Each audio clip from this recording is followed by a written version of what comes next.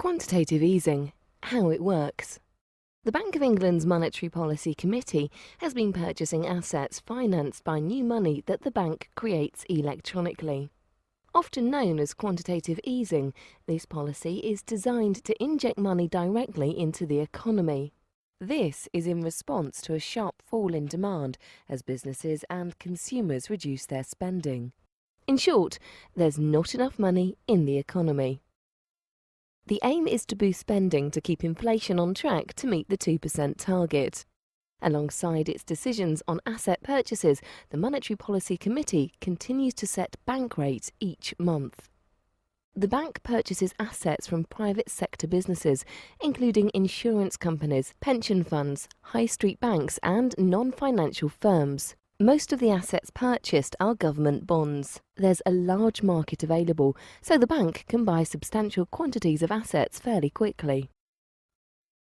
The Bank of England's injection of money into the economy works through different channels and has a variety of potential effects. When the bank buys assets, this increases their price and so reduces their yield. That means the return on those assets falls. This encourages the sellers of assets to use the money they receive from the bank to switch into other financial assets, like company shares and bonds. As purchases of these other assets start to increase, their prices rise, which pushes down on yields generally.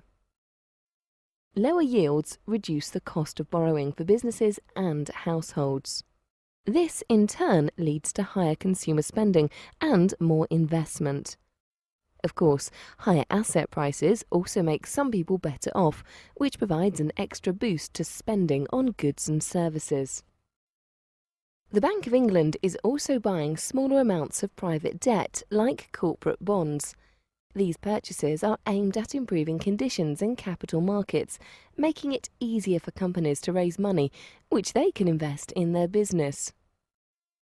There's another way the bank's purchases of assets could put more money into the economy.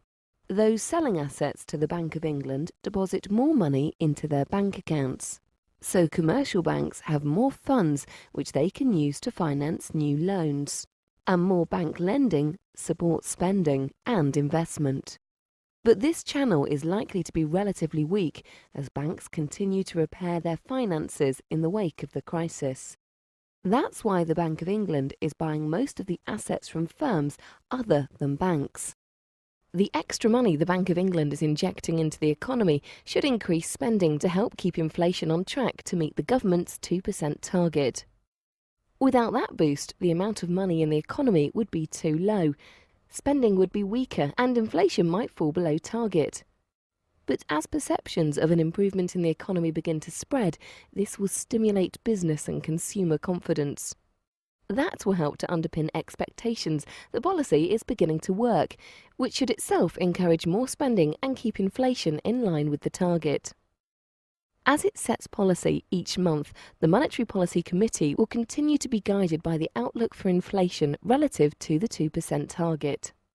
If the committee thinks inflation looks set to rise above target, it could raise bank rate and sell assets to remove the extra money it has put into the economy.